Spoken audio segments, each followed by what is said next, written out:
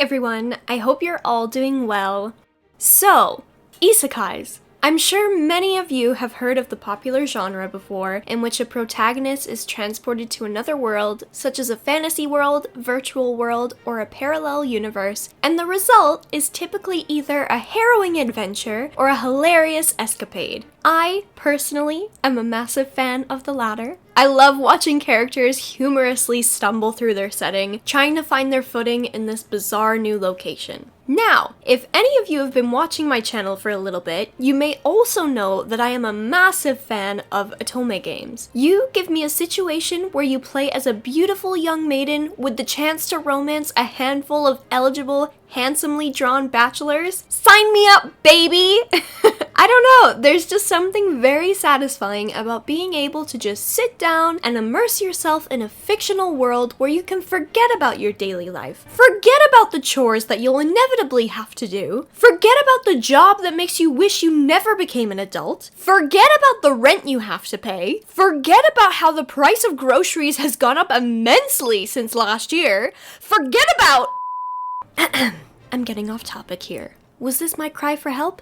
Maybe. Who knows? Anyway, so with the knowledge of my love for isekais and otomes, let's take a little journey back to April of last year. Which, by the way, doesn't that seem like it was ages ago? Wasn't Tiger King coming out at that time? Tiger King. March 2020! Oh my gosh! Yeah, crazy.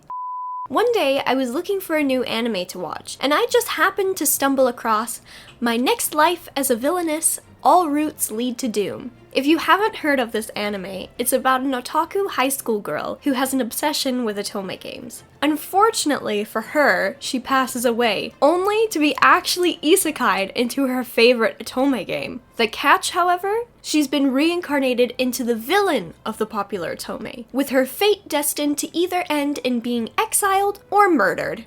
Think about how much that would suck. Imagine waking up in your favorite anime or favorite game only to find out that you're just part of the B team.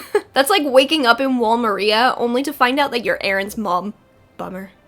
As Katarina comes to terms with her new life, she vows not to let her life end as tragically as it originally did in her favorite otome game, and thus begins her hilarious everyday adventures, ensuring that none of the protagonist's routes will lead to her doom. See what I did there? This was such an enjoyable, lighthearted anime to watch, and there were moments where I was howling with laughter. As an otome player myself, it was hilarious seeing Katarina have her emergency strategy meetings discussing her potential options. I'm sure many players will know that feeling when they're playing an otome game and they come across multiple choices and think, well, if I choose this option, maybe he'll open his heart to us. Then again, maybe he could think we're looking for information to betray him later on and kill us. Like, these games have no chill, and there is no in-between. It's really amusing watching Katarina go through these relatable moments, except her choices will literally lead to life or death.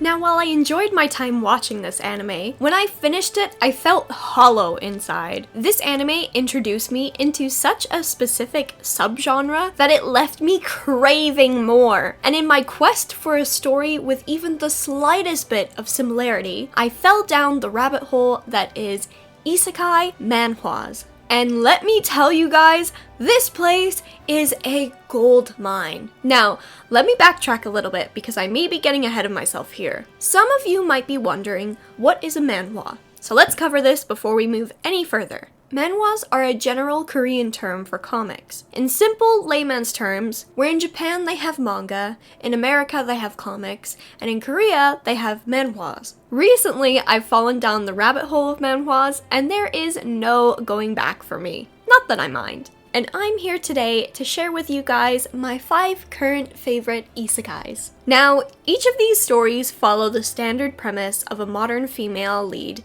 getting transported into an alternate fantasy world, but each story has its own little something to spice it up in the genre. And because of that, I'm sure that at least one of these titles will appeal to you guys. So without wasting any more time, let's crack on with it and jump right into my list.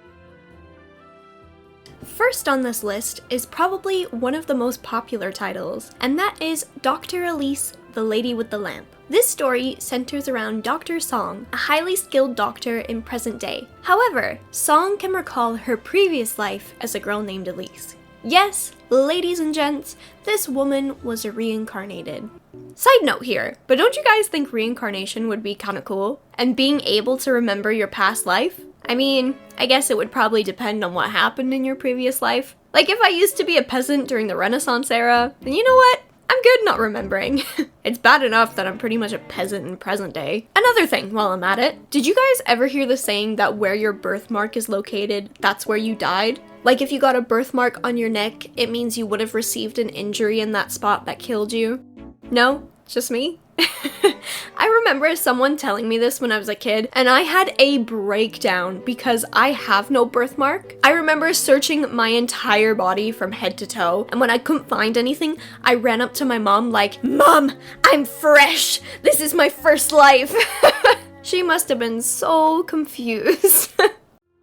Wow, I got so off topic there. Anywho, as Song can recall her previous life's memories, she can remember all the crimes and sins she committed that had eventually led to her execution. She became a doctor in present day to help atone for her previous misdeeds, but unfortunately, one day while traveling in an airplane, the engine fails. However, right before she perishes, she finds herself back in her previous life as Elise. Elise is initially confused by the situation, but decides to use this opportunity to change her previous life's fate. Can Elise change the course of her future, or will history be doomed to repeat itself once again? This was my very first manhwa that I read, and it was such an enjoyable read. It's got everything. Drama, comedy, romance, action, and I was so hooked. I remember one night I stayed up till 5 a.m. because I just couldn't put this down, and each chapter never fails to leave you on a cliffhanger. This is a fully completed series, so none of you guys will have to worry about waiting each week for a new update, and that is why I think it is a great recommendation for anyone looking to begin reading manhwas.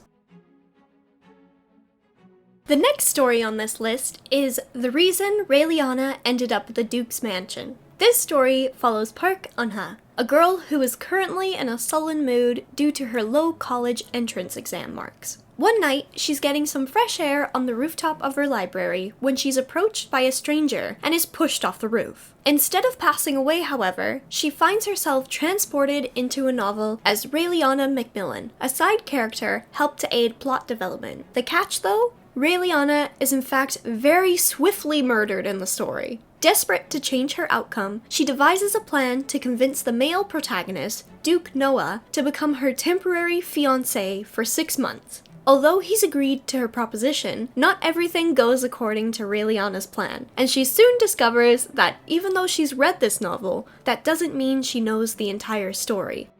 Oh my goodness. This story had me laughing out loud. I'm not joking, there would be times where I'd be reading in the dead of night, and then you would just hear me go, "Ha!" out loud. It was very embarrassing. Noah is one of my favorite male leads that I've come across. He's initially introduced as some suave, kind-hearted gentleman, but you'll quickly discover his two-faced personality, and it was hilarious watching him and Raeliana interact, and they quickly became one of my favorite manhwa couples. This story is also complete, with over 100 chapters, but less than 200. So although it's not a short story, it's quite a comfortable read that I think a lot of people will enjoy.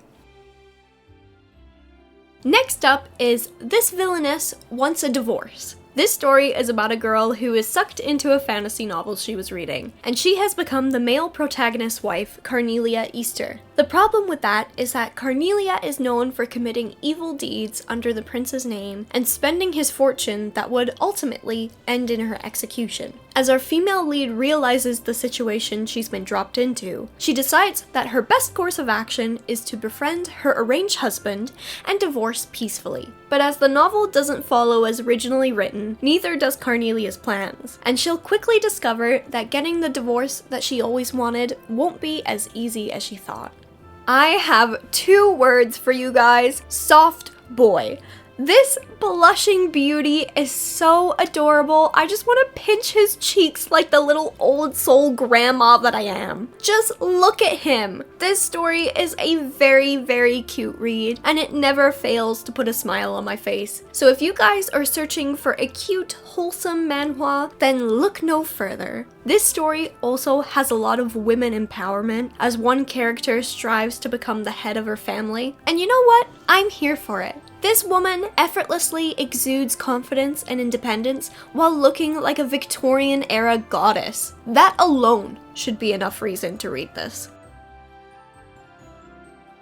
The fourth story that I want to tell you guys about is actually my current favorite, and it's titled When the Villainess Loves. Just like the previous manhwas, this is another isekai where our main character finds herself transported into a novel she was reading as the story's villainess, Libertia. As she comes to terms with this new life she's been transported to, she begins to recall what events happen in the novel. And that's when she realizes that not only will her life be cut short, but all the secondary characters will also die along with her. Outraged by the novel's original ending, the now Libertia devises a plan to quietly and peacefully leave the palace, while trying to save all the other characters from their demise in the process. The reason why this is my favorite out of the four is because the way this story is told is hilarious. In her previous life, the main character was a massive fan of Libertia, and when she realizes that she in fact is Libertia, she just about loses her mind fangirling over herself. And don't even get me started on what happens when she meets all the male characters. At one point, she literally passes out when one of them smiles at her.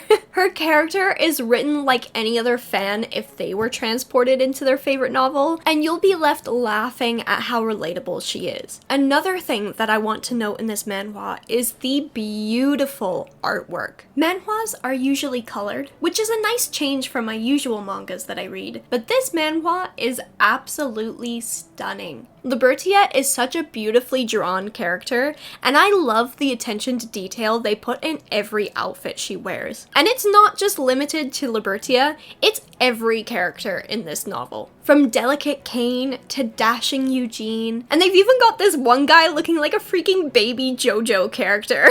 While this story does have moments that will pull on your heartstrings, overall, it's a hilarious comedy that definitely deserves more recognition.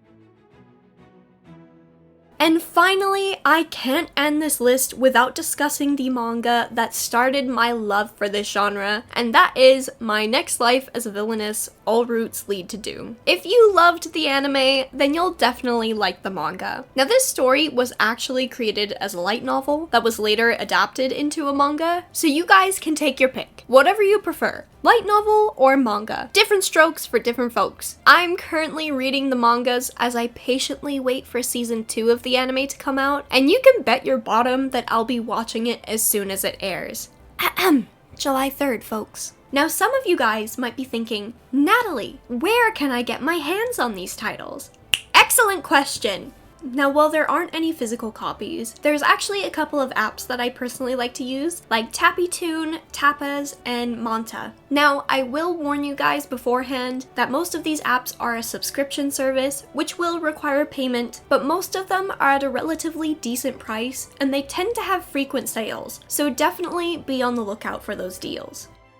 Well, I think that about wraps it up for today, you guys. I hope you enjoyed this video, and I hope you discovered at least one new title to read today. If I were to recommend any titles to beginners of manhwas, then it would be Dr. Elise and The Reason Raeliana Ended Up with the Duke's Mansion. They are a great place to start, and if you guys have read any similar titles, then please leave them in the comments below so I can further indulge in my new obsession. If you liked this video, I would really appreciate it if you guys gave it a like, and if you would like to stick around and see more from me, then please subscribe. Thank you guys so much for watching. I hope you're all having a wonderful week, you are staying safe, and I will talk to you all very soon.